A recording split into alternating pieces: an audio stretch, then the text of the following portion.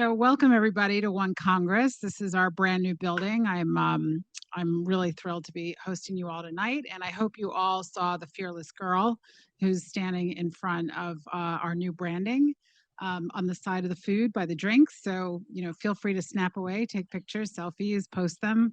We love that. Make sure you hashtag State Street. That would be awesome. But anyway, welcome to Accelerate Your Career with the Boston Smith Network. We're delighted for you to be here with us tonight. My name is Donna Milrod. I don't need to look at my notes to know my name. And I'm the Chief Product Officer here at State Street. And I'm also an alum of Smith, obviously. Maybe that's not so obvious.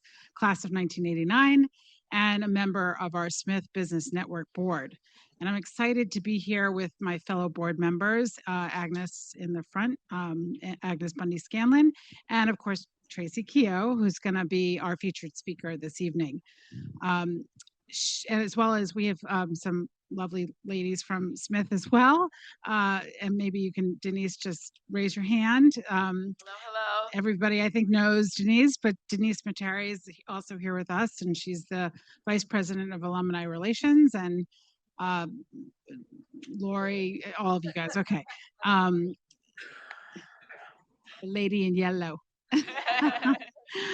Anyway, so we'll mingle more after the formal program. But you may be wondering, what is the Smith Business Network and the purpose of our board? And our network is really a way to bring our network of 53,000 Smith graduates together and activate us around a central goal of furthering professional and career aspirations through our community with one another. And you'll see these placards that are kind of around.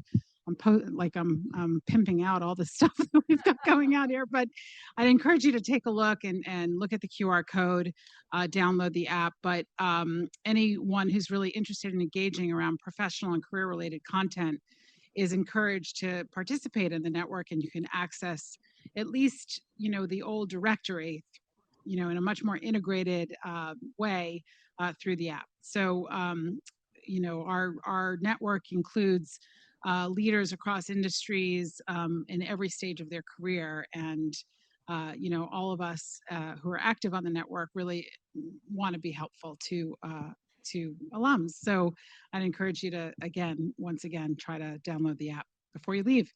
And the board itself is also comprised of alum leaders across industries, and we're positioned to, and we work towards opening doors and serve as experts in the service of the broader Smith community. So we're really dedicated to this work.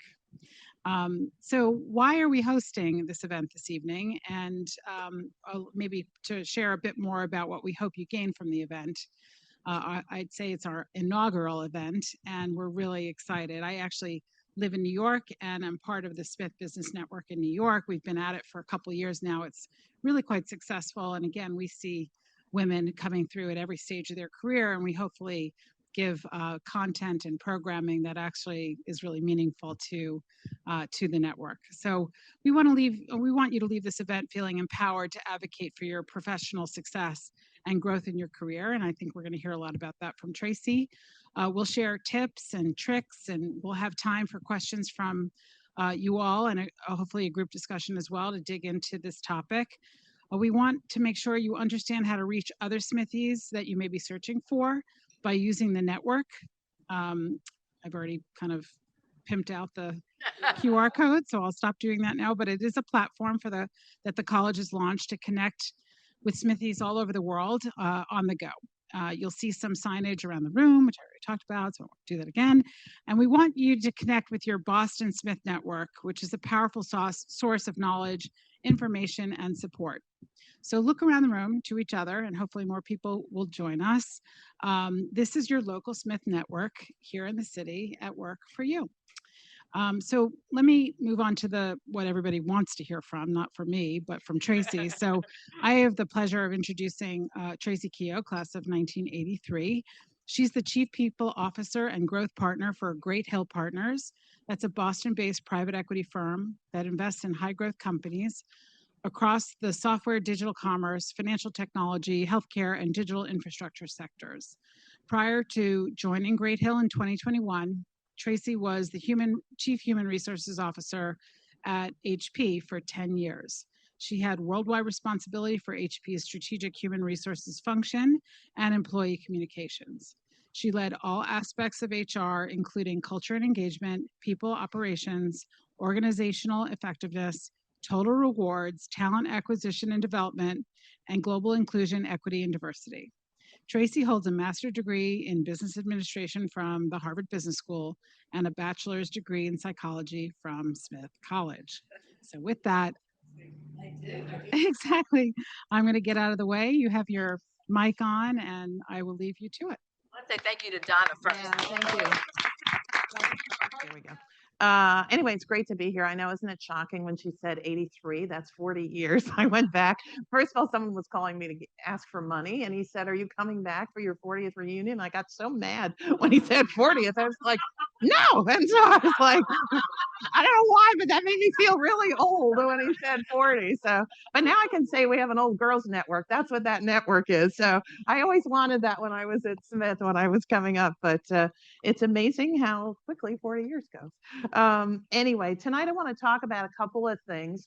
One is really kind of managing your career. And I know you guys are at all different levels. I'd love to see all the different classes that have decided to join this session. And so it may look different to you at different points in your career. And I want this to be really interactive. So feel free to say, you know, I tried to go for a new job and they wouldn't let me, whatever things are happening, you can ask. And then the second piece is about something people don't really talk about. It's about money and how to negotiate for more money when you're getting an offer, how to think about money when you're in a company and you want to get more. And then when I was at Harvard, I took this random elective, which ended up being the smartest thing I ever did there, from a law school professor. It was like a 6-week kind of elective. And most of it, I wanted to tear my hair out. I was glad I decided not to be a lawyer because I didn't like it. But the one day he taught us about term sheets and how to use a term sheet to negotiate. And it's probably the single most valuable thing I learned in business school. And fast forward to when I was the head of HR at HP, you know, giant company. It was in the C-suite for 10 years, which is like dog years. And I was on a board with 2 women who, I don't know, within the same like 3-week period, they're both they were at other companies and they were looking at different jobs and they kind of thought, oh, maybe I'll ask her for some help in this. And these were, you know, SVP, C-suite, tech. You can imagine how like highly valuable women they were. And they came to me and I went, oh my God, they have no idea how to negotiate anything. They don't actually know what goes on there and they don't even know their value. One of them I got at least $1 million more, the other a few $100,000. I'm not kidding. It was that order of magnitude off. And I said at that point, it's probably, I don't know, 8 years ago at this point, I need to help other women be better about negotiating. So I've been teaching this class for many years now. And it's been really rewarding to have someone send me a LinkedIn and said, you know, I listened to your thing and I just got a raise. Thank you very much. Things like that. Because I think it's really important. You know, at this point, we're all going to live to be like 110. And especially women, we live longer than men. But I don't know if you noticed, like this week, Charlie Munger passed away. It was like 100. I don't want to be working at 100. I can tell you that. I'm not one of those. But, you know, Rosalind Carter, you look at how people are living, you have to think this kind of stuff is about what your retirement, what your longevity, what your life's going to be like, and only depending on yourself to generate that kind of income. So I'll move as quickly as possible, but feel free to interrupt me. And really, these are just a handful of things I've learned over time that I think are really important, especially for women. One of the things I like to say is be ambitious. A lot of times people are like, oh, you know, I always ask people that work for me, you know, where do you want to get to? Because my job is to help get you there. And they're like, well, maybe the next roll up, you know, like, don't say that. That's not compelling. And hopefully you have bigger sights to set. And you should never be ashamed or feel hesitant about saying, well, I'd like to be the CEO of my own company, okay, at some point. Or I'd like to be the head of the division, or whatever those things are. If you want to just do your job and stay in that role, that's fine too. There are a lot of people, you know, that are happy doing that, but don't sell yourself short. Because as soon as somebody says to me, oh, I want to be a CEO, I changed my whole perspective on how I'm going to help them grow their career. I changed my perspective on what opportunities I'm going to give them, what experiences they're going to get with me. And so it's really, I remember when I first got to HP, we were like Fortune 11. I think we were, I don't know, whatever, 115 billion. Giant company. I had 3,600 HR people reporting to me, and it was crazy. 400,000 employees. We ended up splitting the company into two. And so when we split the company, one of the senior women who was in our PC division said to me, because we split off into the PCs, printers, and 3D printing side of the business, and she said to me on a call one day, "Oh, now I could be CEO of this company." And I went, "Oh, okay.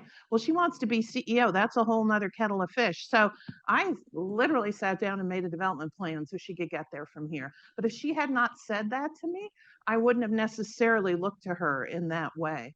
So don't ever feel constrained about articulating what your goals are. And making people aware of it.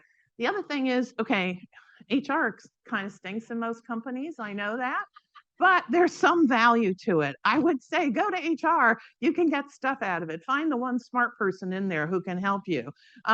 Make a friend, make a relationship. At the end of the day, they're processing your compensation. They're dealing with your promotions. It is good to know them, and they can be helpful in career development. The other thing that I think is really important, there we go, is to find a sponsor. And let me talk a little bit about sponsors versus mentors. First of all, mentors are great. Many companies have mentorship programs. If they don't, you can suggest to your HR friend that they should have a mentorship program. And you should have mentors inside and outside your company. When I first started my career, I hated networking. It seems so like empty, and I'm like, hi, I'm Joe Schmo, and what can I do for you? Like kind of stuff. And so I used to really turn away from it. Of course, now the world with LinkedIn has completely evolved to a different perspective. But I realized over time, I do network around content. Like I meet people, I work with them, and that I've actually grown an incredibly strong and connected network. And doing that, that's how you should think about networking. It's unbelievably valuable. Bless you. That's where you end up getting jobs. That's where you end up getting opportunities. And so, mentors are great to have. Mentors are people give you advice and counsel. The difference with a sponsor is someone who advocates for you.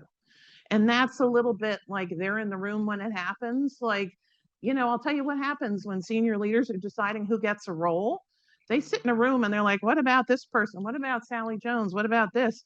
You want to have someone in that room who's advocating for you. Now, I have run sponsorship programs, and I've found them the most impactful in moving women leaders up in the organization. We did one at HP the first year that we did it. Within 2 years, 67% of the participants actually were promoted or in a new role. And it's because their sponsors really help them figure out how to navigate an organization. And while you may think you're smart and get what's going on, there's a lot of unwritten rules of the game that go on in every company. And so having somebody who's in that room and helping you figure out how to navigate those, give you opportunities, that gives you visibility, is really important. Now, if you don't have a formal sponsorship program, you can go and seek out someone to be your sponsor. It would not usually be your boss, though you can make sure your boss is advocating for you.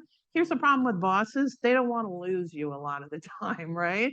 Haven't you been in organizations where people like hoard talent and you can't transfer anywhere else? And, the idea of like, oh, if I just really work hard, people will notice me. Yeah, no, that doesn't happen. Okay. Guess what? They're never going to let you out of that jail. They want you to stay there and keep doing all the work for them. So that's why it's important to go and have coffee with people in different places, make connections, go your boss's boss. And, if you're a younger generation, you can do reverse mentoring. People love that. They are like idiots they don't even know how to use apps, let alone AI or anything. And they're like, people coming back, the senior people like, I talked to a kid and they showed me how to do something today. And they're so excited about it. So you can bring value in a lot of different ways, but you can talk to that person, show them the work that you're doing, have them weigh in, and get to a point where you can say, hey, would you feel comfortable advocating for me for this role or in this opportunity or this project? So sponsorship, I think, is incredibly powerful, and figuring out how to navigate it, I think, will really help your career. The other thing, and this is a big thing I have to say for women, there we go, is to say yes to opportunities when they come up. And I'm just speak from my own experience where I've had I've been in a company, I've had an opening for someone, and I go to her and I say, hey, we want you to be promoted to do this role. And she's like, you know what? I'm barely keeping it together in my current role. I don't want to take on this new job. And you're like, oh. And so then you have to figure out, a lot of times it's people feel like, oh, I don't have the skill set to do this. I don't want to be unmasked that I'm not going to be good. I have imposter syndrome, or I can barely keep it together in my current, childcare situation, whatever those things are. And I would say if you keep saying no to things, you will stop being asked. And so I'm not saying jump into the deep end and take something you're completely ill-equipped to do, but I'm sure you've seen surveys, and actually they did this study at HP where men, if they had like 4 of the criteria for a job, would apply, and women, unless they had like 9.5 of the 10 criteria, would not apply. And so guess what? You don't have to be perfect at it already. The whole thing is to keep learning and to take those opportunities. And if you feel like it's a situation where you can't do it, then figure out the circumstances that would make it doable. I had our CEO wanted a chief of staff at one of my companies, and he wanted this woman who was great. We wanted to promote her, and she had 3 kids, and it was a lot of travel. She's like, I cannot do this because of the travel. Well, in that case, we ended up paying her extra to have a live-in nanny. Now, you're not going to get a nanny paid for, but she said, look, here's the things I need to make this work. And they were able to come through on it. Like, you would be surprised. I was talking to one woman, we were having one of these sessions, and it was a Smith session, actually. And she said, they asked me to do this job in corporate. I didn't want to do it. And so I made all these outrageous demands, and they came through on every one of them, and I had to take the job. And she said it was the best thing I ever did. Because I learned so much, I made some connections. The woman that ended up taking that role, she did it for like 2.5 years, and she got put into a senior business leader role after that because of the experience she had doing that chief of staff role. Excuse me. So one, I would say, figure out what you need to take that role. Or if you really can't do it for whatever reason, then say, I'd love to do it, just not now, but I am open. But then the next time they come back to you, you're going to have to take it. But it is a real issue in terms of how you move up. A couple other secrets too are, it's actually not harder the more senior you get. Okay? You actually get more help. You make more money so you can buy more help. And you are in a role then where you're delegating. Those mid-level roles where you're barely keeping it together are actually the hardest because you're kind of at the coalface in terms of managing those managerial roles. So take the leap to get more senior. You're, really better than you think you are, mostly, because you go out there and you work with people and you're like, really, this person's this successful? Seriously, you know how hard you work compared to other people. So it's really important, which is another thing. It's okay to fail. The thing you learn over time, and I remember one of my early reviews, when I was a management consultant, one of my bosses wrote, oh, Tracy's always the perfect girl. She tries to be the perfect girl. I get everything done perfectly. And being perfect is not great. being persistent is really what wins the day. We all have failures. We all do things that are wrong and not great that we wish we could, fix, but it's the people that keep going back and trying again and again. That persistence is really what sets you apart. And so it's okay if you do something and you fail. You'll look back, you'll learn so much from it, and hopefully you never do anything like that again. Sorry, I'm getting over a cold, so excuse me. And then back to this, really believe in yourself. Being confident, not cocky or arrogant, is actually attractive. It's sort of, have you ever been in a presentation where someone's nervous and you get nervous for them and you're like, oh my God, are you gonna be okay? Is this, and by the end of the thing, you're like exhausted. It's like, it's not fun to be around that. And so it's like hosting a party. When someone's a nervous host, the party's not very good. But when someone's a great host, they have a lot of fun, it's attractive and you wanna be there and you wanna be with them. And so, as I always say, and I hope your mother told you, you were fantastic and pretty and all those things, and you'd be like, oh, mom, I don't believe you. But actually, she was right. So I hope you have an inner mother that loved you and would say, like, you were the greatest thing. Because, as you need to feel that, and then people will feel it because they actually take you, whatever you're transmitting, they believe because you know yourself the best. And so really internalizing that and feeling strong and confident, there's a lot of ways to do it. And I'm sure you've seen like Amy Cuddy's work about power poses before you go give a talk, or, whatever makes you feel good before you're going into, don't ever go into a presentation where you haven't like at least planted some allies in the audience or worked the deck around the room so you're not going in cold. Set yourself up for success in every way you can when you're doing different things. But really, I think that believing in yourself, it takes time.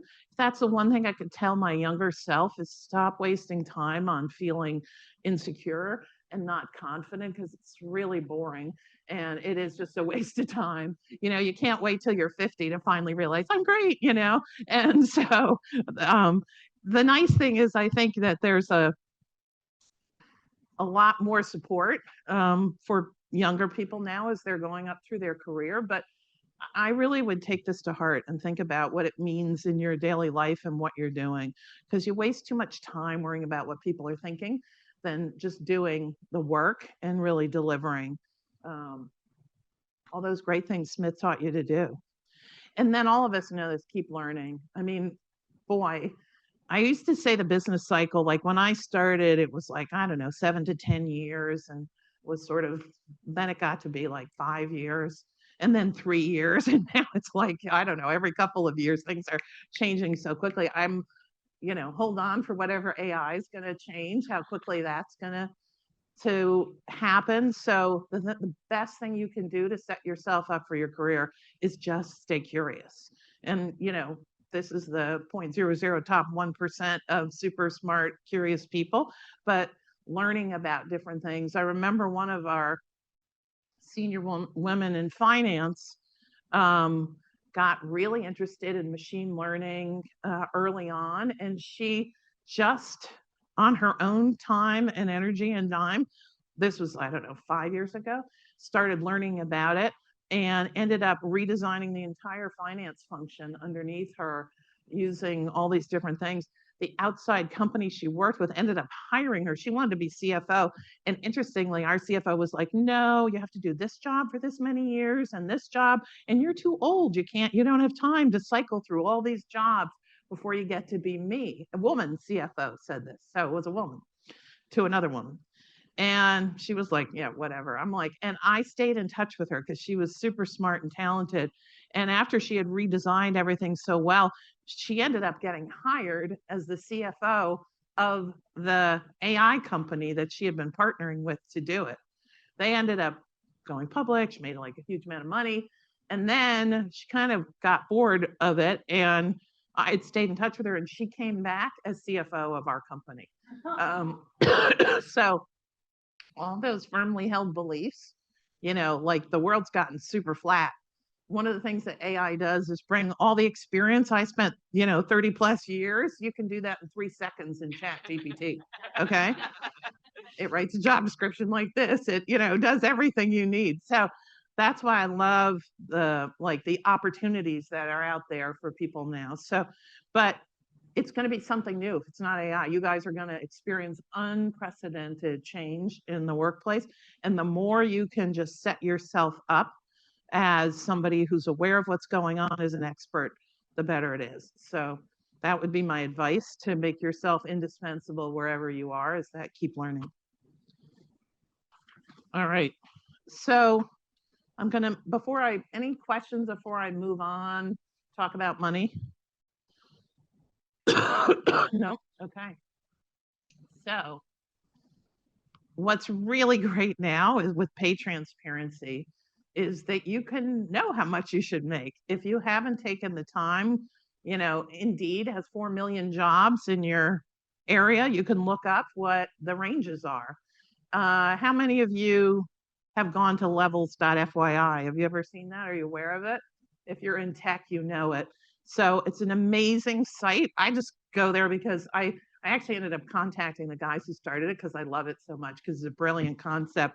They were software engineers, and they were trying to compare like the level of a software developer at Amazon versus Google versus Microsoft, whatever, because some people call it a senior DevOps or this one and that one. So they started to create this, and ultimately, just like through a bunch of them, then they built it out with salary levels at each of those levels, at each of those companies.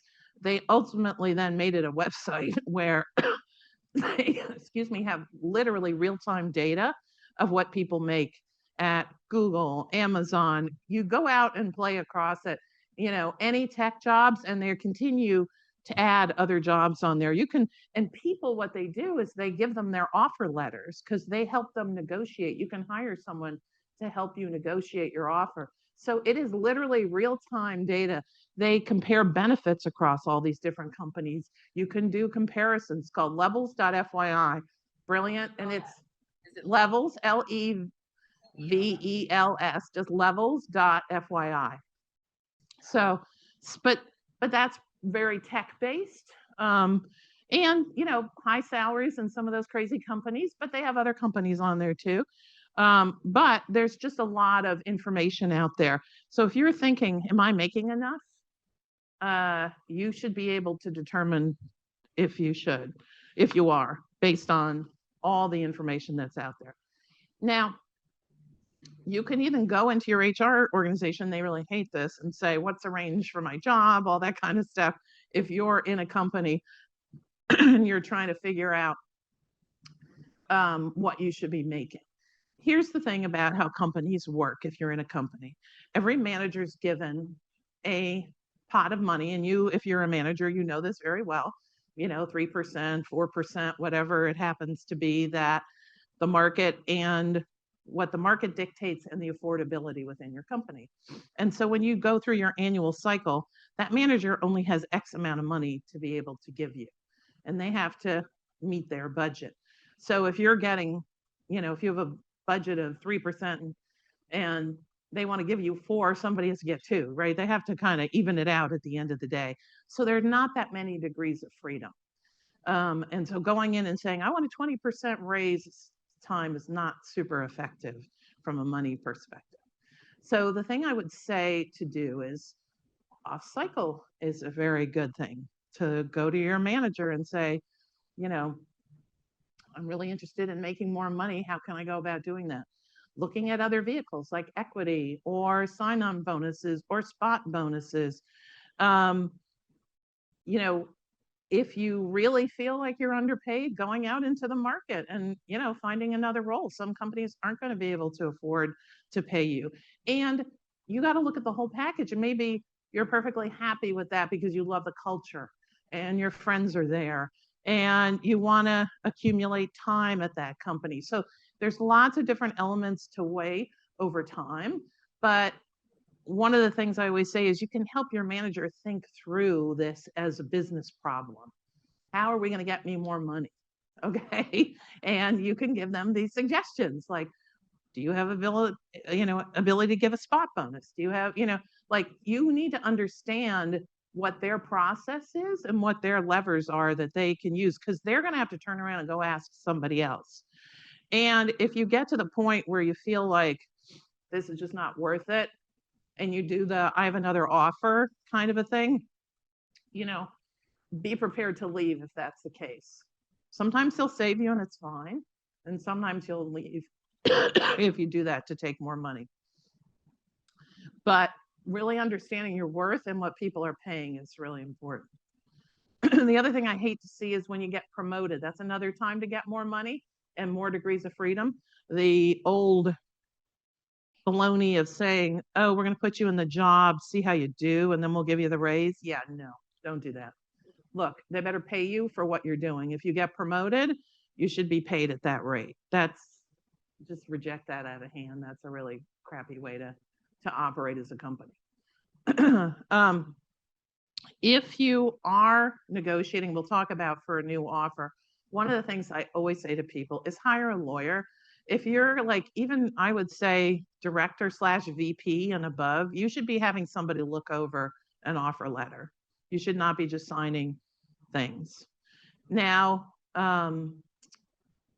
unless I'm at the very senior level of an organization, I don't make my lawyer obvious to the company that's hiring me. If I'm a director or VP, I have an employment lawyer. I say, hey, this look okay. Are there any things I'm forgetting? Behind the scenes, I pay for it. If I'm extremely senior, like if you're going into a C-suite role, here's something I learned. Big companies actually pay for your lawyer. They pay for the lawyer who's negotiating against them. It used to drive me crazy when I was at HP. And I was like, I have to pay this guy to negotiate against me? I'm not really happy about that. And it's worth it. So you can make sure that, maybe you want to put severance in that agreement. Maybe you want to put a change of control. Like if you're going to a small company, gets bought and you don't get anything unless you have a trigger in there that they buy out your equity. There's lots of different things. Making sure you have your reporting relationship in that. That's actually saved me when I made sure I put my title and reporting relationship, because companies are so fluid now. You can get hired by somebody who made you, excuse me, a lot of great promises, and then they leave and you're stuck with whoever's left. And they're like, I didn't agree to that. And we don't do that here. So make sure you're really taking care of yourself by having somebody look at it. I always say too, negotiate from day one when you're looking at a new role. That doesn't mean bringing up money, but you can say things like, I really wouldn't be even looking at anything unless there's a substantial increase in salary because I'm super happy where I am right now. Or, what's really important to me is flexibility. I'm like, I can't even imagine going into the office 4 days a week anymore. Whatever those things are that are important, you can lay the groundwork. I remember when I was looking at a job earlier in my career, my husband had just left his job to start his own company and he had zero income. And the guy who was hiring me was like super old school. And I knew he thought, oh, she's the girl, she makes the extra money in the house kind of a thing, right? This is just fun money for her. And I made it very clear to the headhunter, tell him that I'm the sole breadwinner and this whole salary's on me. I never had to negotiate a thing. He knew that from the get-go. And I got a really good offer. And 6 months into the job, when I was there, he made some comment, well, I know you're the sole breadwinner. So I knew he knew it, and it factored into his thinking about what he was going to offer me. So those kind of laying the breadcrumbs without even talking about money makes it so much easier by the time you get to money. They know that you're going to be very interested, and you can say, I really care a lot about equity, and I'm so excited about the future of this company. I want a huge amount of equity, or I won't move. Those kinds of things. But don't, in the first interview say, how much does this pay? Because then people think you're a money grub and they won't hire you. Don't negotiate against yourself. Make sure that you're, especially in this day and age, in most states, it's illegal to ask people what they make. And that was because it was used against women mostly. because if you start off lower, they can pay you less. So if they start playing a little chicken dance with you about how much do you want to make, and you can say, well, how much do you want to pay? And then what's the range of the job? Don't commit first to whatever the level is. They should be telling you what the job pays. And if they're too cagey about it, then, you know, there's something not good there. I have been in a situation where, you know, like a friend of mine was negotiating. She got an offer, she came back and negotiated, and it made the person really mad. She tried to negotiate and they rescinded the offer. And I'm like, why would you want to work at a place where they don't respect you to negotiate? You know, when I negotiate hard, I'm like, wouldn't it be great to have me on your side of the table? Because I'm a great negotiator, right? You have to make it a positive for them over time. And then developing a term sheet. I'm going to walk you through a term sheet, which is going to help you go through, because you often forget how much you're getting in those little things that add up. And one thing I would say to all of you is go check your benefits and make sure, do you know how many years it takes for you to get to retiree eligibility at your company? Probably not, because you don't think you're going to need it. And if you do get there, what does that mean? Because obviously most places don't have pensions anymore, so that's not great. But most places it's 55 years and 10 years of service. And let me tell you guys, it gets there quicker than you think is going to happen. And there is a benefit of staying in an organization because, you know, maybe it gives you access to health care at that group rate. That's a huge benefit in the United States. Maybe it gives you automatic vesting of any equity you have, which is standard when you get retirement age in most companies. If you don't know your benefit requirements on retirement or vesting or any of those things, go and read that super boring document, the giant thing they have online that nobody looks at, because you really need to take care of yourself. You'll be surprised how quickly time goes and how important it is. I've seen people leave, you know, 6 months before they get retiree eligible. I feel like pulling my hair out. That's like a crazy waste of all the benefit of staying at an organization for a long time. You really need to advocate for yourself and your financial future. I talked a little bit about negotiating hard. My biggest thing is if you don't ask, you don't get, okay? And you'd be surprised what you get. I use humor a lot in negotiations. You know, you don't have to be like a pain in the neck and like, I need this, I need that. You can use questions. You can make jokes about it. Oh, my husband would kill me if I left this on the table, or, you know, whatever it happens to be. What should I be asking for? You can say, is there room to negotiate this agreement, you know, this offer? You know, there's so many ways you can go about it that's not aggressive or negative. If you're in a very senior role or situation, as I mentioned, and you have a lawyer, you let them be the heavy, and you're like, oh, that lawyer, you know, I can't believe him. He's so silly. You know, they always try and justify their existence, lawyers. He's probably being, and then you say, go really aggressive, you know. I remember reading an article by Oprah that I loved. She was walking into like ABC and they had just renegotiated her contract, and everyone was like, oh, so great to see you. We love your lawyer. He was here yesterday. We spent time with him and we did the new deal. And she went home and fired him. She's like, I don't want a lawyer that everybody loves. I'm getting, you know, screwed if that's the case. And the next thing she did was she got a shark who went and negotiated for her to have all the rights for her show. And then she took it on herself. And so think about how you are protecting yourself and your interests in terms of doing things. Get it in writing.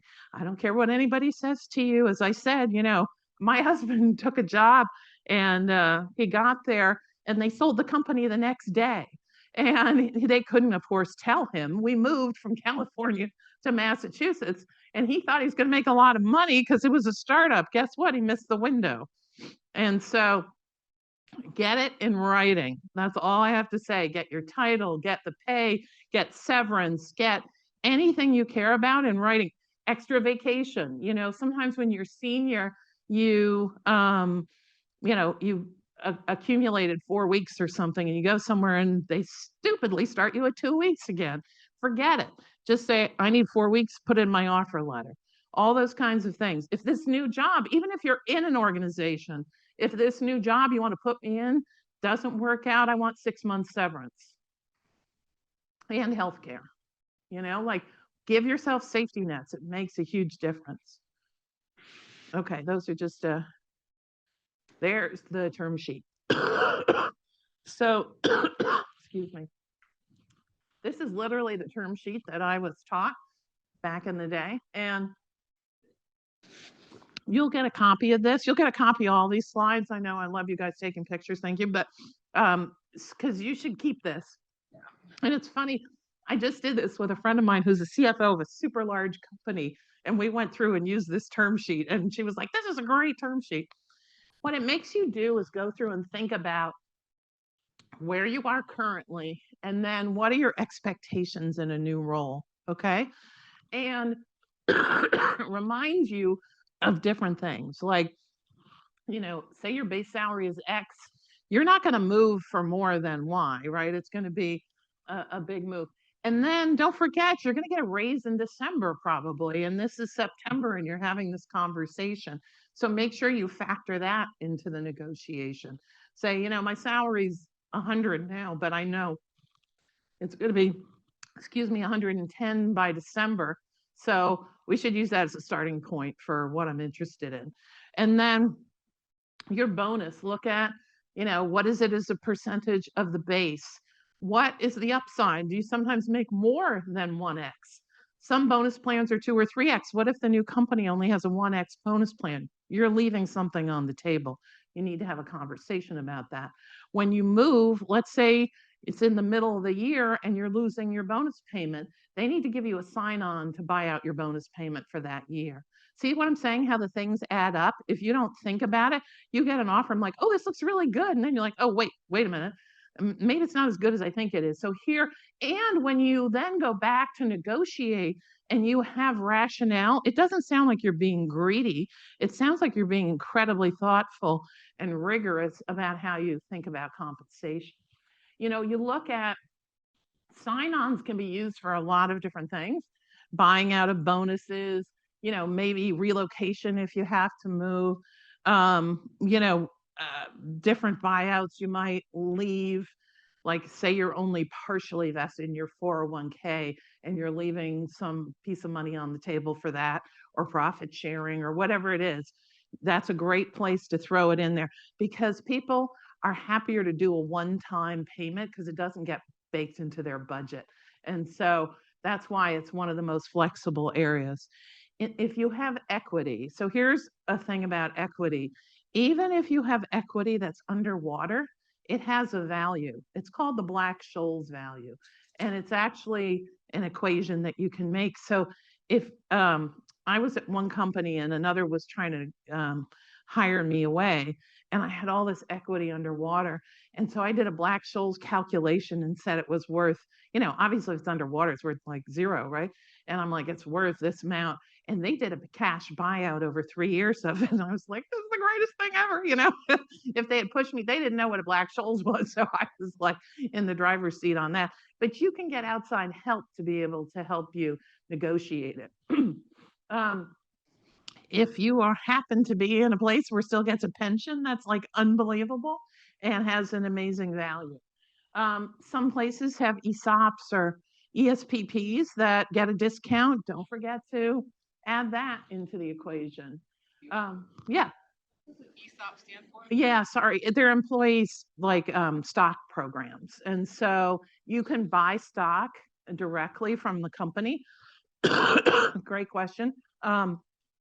And it's usually at a discount, so it has a good value. It can be anywhere from a 5 to 15% discount on the stock price at a given time within a 6-month period. That's usually the end or the beginning of the period. And so you're kind of getting a premium there. That's something I would just say, I participated in the ESOP for the last 3 years. You don't have one. It's probably, equal to, $15,000 for me. So I just put that in the sign on, these are all levers you can use when you're going through these things. deferred compensation programs, that's for very senior people, but just understanding the value of that. Sometimes you might have a profit sharing program. Change of control, that is a situation where if somebody buys your company, then that has impact on your stock price. In most cases, senior level people do. The most senior have a change of control. So for example, your role may be eliminated, right? Suddenly, if another company buys you and there's two general counsels, they don't need two of them. So you're what's called a synergy. They get rid of you. And so you want to make sure you're paid for that if that happens. Service awards, some companies give equity as service awards. It's actually super valuable over time. I just put everything on here could possibly, we talked a little bit about the vacation, 401k match, the value of that. That varies a lot. Severance packages, I would be clear about what they do around severance before starting anywhere, because it varies by company and it's good to understand and know what that looks like. At lower levels, 3 months, at the very lowest, at least 6 weeks, sort of mid-level manager, 3 months. As you get more senior, 6 months. At the top of the house, it's usually a year. And that's for, kind of medium to bigger size companies. The thought around severance is, how long is it going to take you to find another job? That's really what you're thinking about. And the more senior you are, the longer it takes to get a job. And so making sure you understand what's their standard practice. Some people have very clear policies. Some people negotiate it, but understanding that going in, it's sort of like a prenup, right? It's just important to have an understanding of that. And then relocation and any retiree benefits, as we've talked about. All right.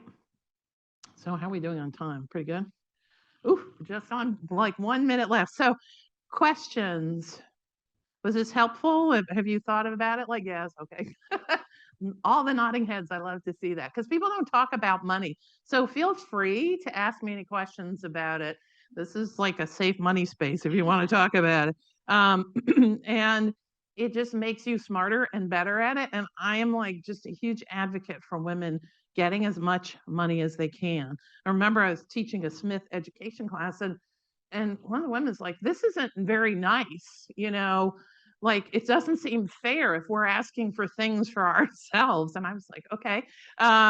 It was an interesting perspective, because she was like a very, collegial with her. And I'm like, well, other people are asking for it. And so you should be aware of that. And if not you, then who, right? I mean, who better than you to be able to get that? And honestly, I look at it as it translates into, can you send your kids to college? Can you buy a house?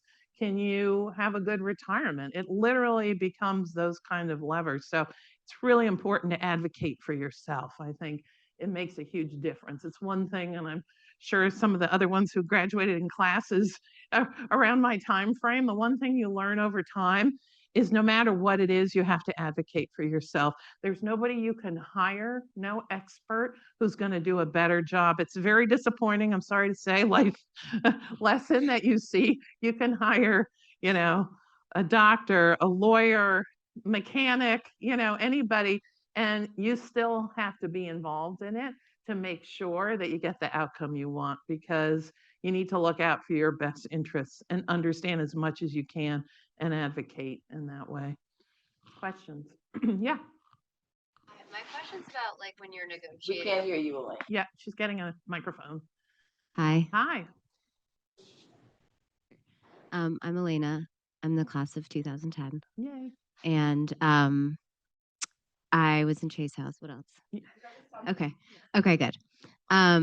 So I have a question. I moved 2 years ago now from a nonprofit to a like corporate environment, a tech company, and when I went in, and started negotiating my package, they offered me like an equity deal, and they offered me like a base salary and really generous benefits. So like all in all, it was probably 5x what I was making in my previous Gonna job. say it probably just seemed like amazing. Yeah, I but know. the problem is like coming out of nonprofit and into a corporate at like a mid-level position. She was, and the labor market at that point was pretty wild. Like it was Yes. it was an employees market. and I knew that I could like try to get some more, but I didn't know how to go about it, Mhm. like because the equity piece was the only part that was negotiable. Okay. And having not come from a for-profit background, it was really hard to say previously, like my buyout was this, Right. or like, some of my corporate colleagues were leaving their corporate jobs and were had business school loans that their companies had agreed to pay for example. Like I couldn't really like argue that point. So when you're kind of coming from either entry level or you're moving spaces, how would you say to like approach that when you're looking at a new package and you Yeah. don't have that previous like backdrop to negotiate against? Yeah, first of all, everything's negotiable, and don't ever take the first offer. Figure out, step back and take a little time. On that, it's funny, you can use different things to negotiate. You can say, look, I've used this, you're saving so much money on me, you don't have to relocate me. I expect to see some of that money in my equity. Or, you know, I know that you're helping to pay back loans for other people, so they're actually more expensive than I am. And I really am so excited about the future of the company. I'd like to see, I was expecting X or whatever in that. One of the things you can say is even though you're like, oh my God, I can't believe this offer inside, don't ever let that be Yeah.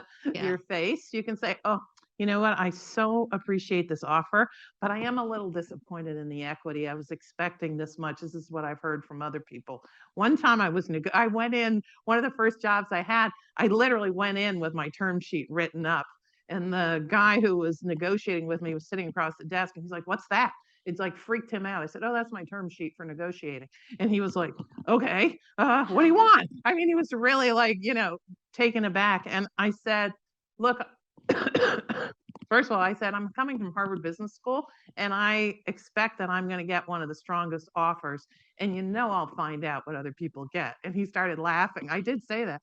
And so he said, you do. And I ended up with the highest offer of the class because I said that. So, and I do it as a joke. I don't say it in an obnoxious way. Practice with your friends before you go in. But the best thing is to say is, look, I'm so excited. I love the company. I'd love to take this job, but I'm super disappointed in the amount of equity. I was hoping to get more. And I know from doing my research, here's the ballpark. Don't go in without doing your research. I don't know if you were here before, but I talked about levels.fyi, which is a great site that has a lot of specificity on offers. So like you can go on Indeed, you can go in a lot of places, talk to your friends. What are they getting? You guys, like the younger generations talk about money all the time. We were like, if you talk about money at work, you're going to be fired. It was verboten. And that was just a way to control people. That's illegal. So, anyway, I would do your research and then you can say it in such a nice way, like, oh, and have your rationale is why you want more of that. And then say you're like, kick yourself because you got there, you didn't take all the equity you could. There's always time to ask for it again. Say, hey, to your boss, I'm super interested in equity. I really love it. And I hope next time you keep that in mind when you're allocating the equity pool you get for the next comp cycle. Because I feel like I'm behind. I didn't get enough when I came in. So, but you can say that. I know you're laughing. Well, I'm laughing because I actually asked one of my peers what she made, and it Tell you was what. the offer that they made me was significantly more than hers. Oh, well, that was good. Don't tell her Yeah. that then. Yeah. Yeah. Well, then you did good on that. But I would still kind of they're like, oh, Tracy, she loves equity. They kind of have that in their head when they're allocating because they know I've talked about it a lot, So I think there are ways you can get there from here. Okay, thanks. Good question. Other questions? Hi. Hi. I can just speak very. Okay. Hi, my name is Lean. I'm a 2016 graduate. Yeah. I'm here for grad school, and I feel like I'm kind of very stuck.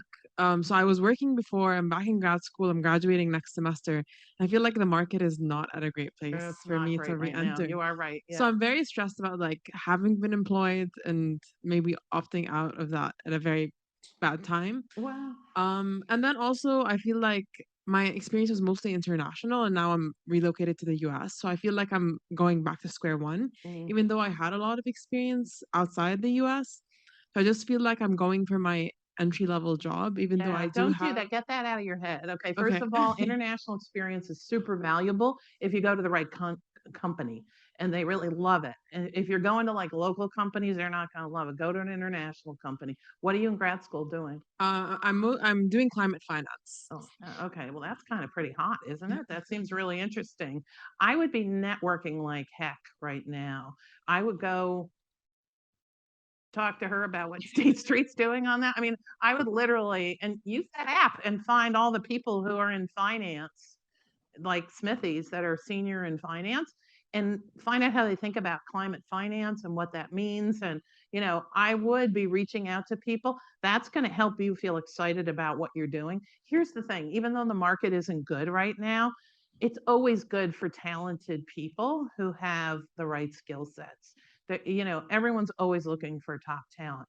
And so what you just need to figure out is kind of the niche of where your skill set's going to have the biggest impact.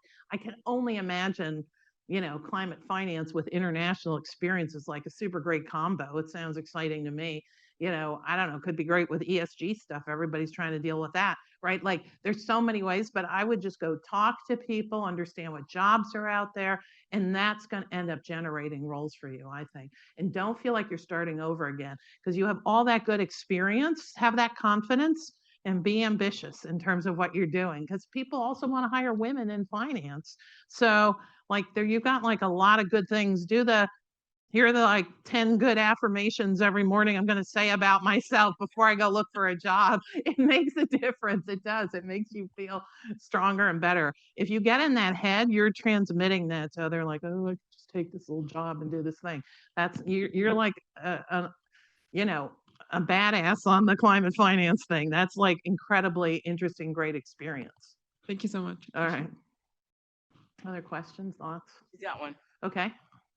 Hi everyone, I'm Sunny. I'm from the class of 2017. I have a question about how do you transition from an IC to a management role? Yeah. Yeah. So, the question is how do you transition from an individual contributor to a manager role? It's always been hilarious to me that if someone's good at a set of skills, you make them a manager, which is a completely different set of skills, right? So most managers aren't great at being managers. And so I think, and often you'll see in studies, women are much better because they're just better at sort of care and feeding of teams and understanding what's necessary and so on. So I think, first of all, you want to let people know you want to be a manager. And then you want to demonstrate your management abilities. There are ways you can do it, like hiring is a great one. Like I always tell people to be talent scouts. If you're out there and you're involved in recruiting, you're bringing good people onto the team. That's important. Training people, making sure that people know about what you're doing. Don't get stuck in the homework, like all the women do all the homework stuff. But do it in a managerial way that you can show the impact that you've had on the team at the end of the year. If you've led a project, like kind of make a list of all the managerial skills you're demonstrating already and find out in your company, do they have like manager definitions, like career stages? And then you can demonstrate how you're doing that when you go through your kind of promotion or, compensation development review at the end of the year, and they'll see that you're demonstrating those skills. And it's a little bit harder now because everybody comes into the office looking a little schleppy. I hate to say that, but like it's not in women's best interest. A lot of studies show that one thing I always wear a jacket is because it makes you look, it's just subconscious in people's minds. You look more senior and professional in that way. And studies show like when women just wear, less professional clothes, they don't look managerial. So you may want to, and I know it's an old schooly thing to say, but it's still true because guess who's running the top of the house? A lot of old school. Still is kind of, we used to say dress for the job that you want, like kind of create that personal presence that you think goes with a manager in your company. Once you get there, then you can wear whatever the heck you want again. But I actually think it does make a difference in terms of how you present yourself and how people, think of you, because we all have these images in our brains that have been hardwired from TV shows and, life and books and whatever, that this is what we think a so-and-so looks like, whether we articulate that or not. And it's expanded beyond all belief, which is great, versus when, we were growing up and you had to wear, I wore foulards and, we wore little men's suits when we started working, they had skirts and whatever, remember? But they looked like men's suits. Right, with a bow. And now you can wear whatever you want, which I think is great. But as you're moving into different roles, I think it makes a difference and it can be helpful. But I think just demonstrating and making sure people know the managerial activities you're taking on and demonstrating, then you'll get the promotion. So I'm think- wondering, because I don't know who's in the room, but I'm wondering what industries are represented here tonight, because this was highly corporate. Yeah. Everybody's not in a corporate experience, or maybe you all are.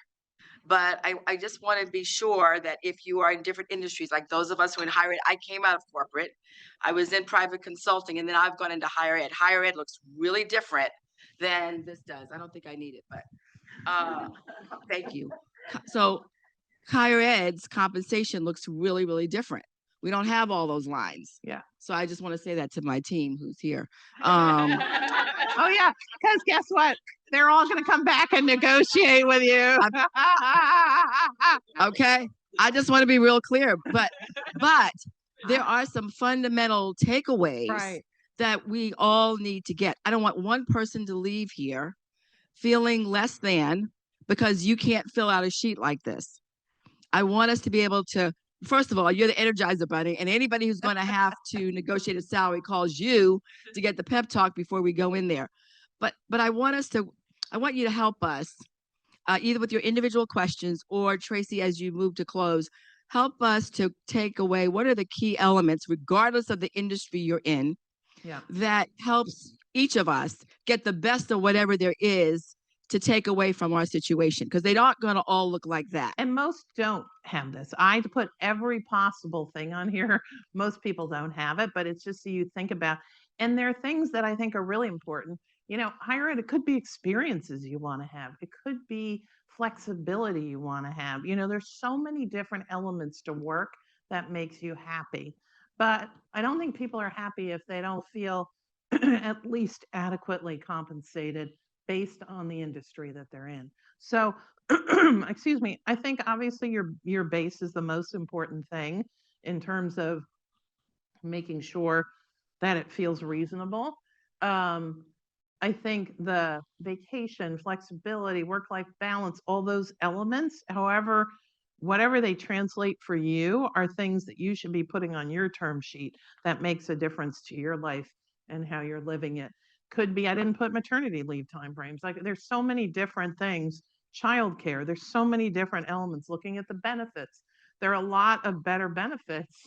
Many higher ed have interesting benefits, or retirement, government jobs, same thing. Not-for-profits, there's a lot of benefit in terms of the impact you're having on your communities.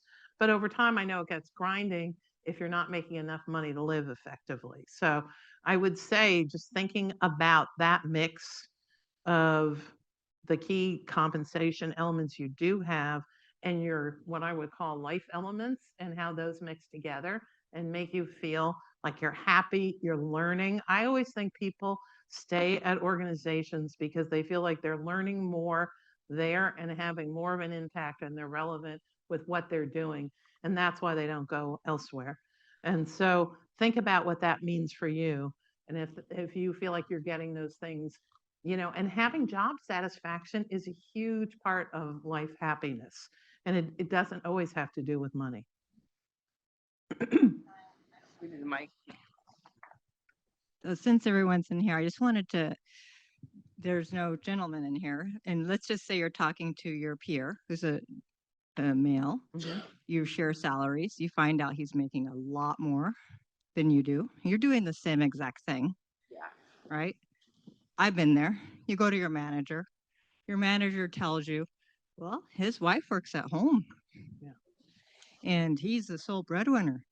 And he needs to earn it. So therefore, blah, blah, blah, blah. And you're like, well, actually what I had said was, well, I have college loans and I have this and I have that.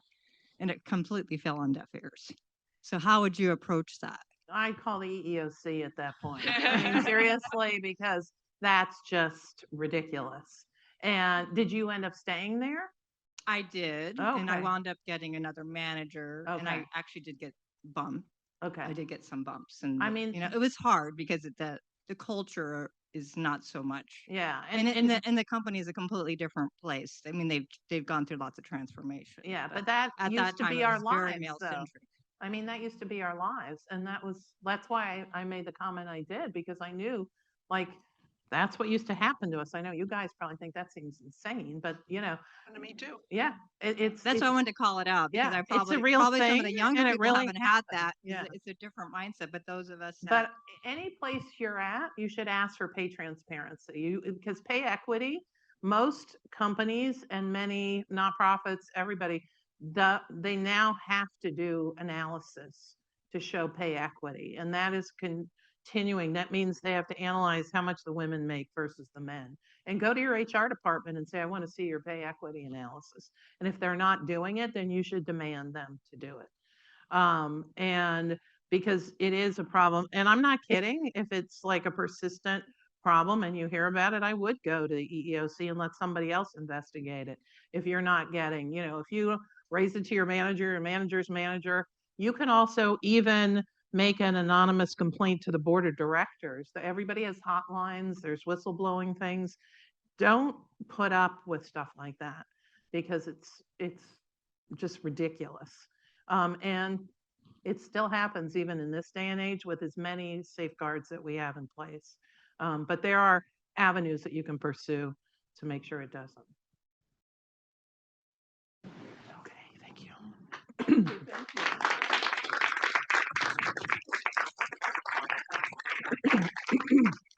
I don't know about you all, but I feel like applying for a job and running out tomorrow and doing everything you said, but thank you.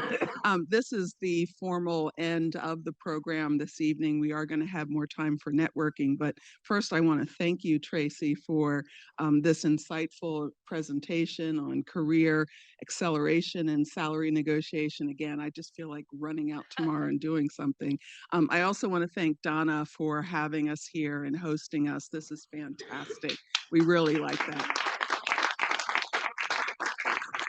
And of course, thank you, Smith, for organizing this and helping us and getting all the invitations out. And thanks to all of you for being here, for speaking, for talking, for gathering, for networking. And I'm going to do one more plug for the network, Be the Network.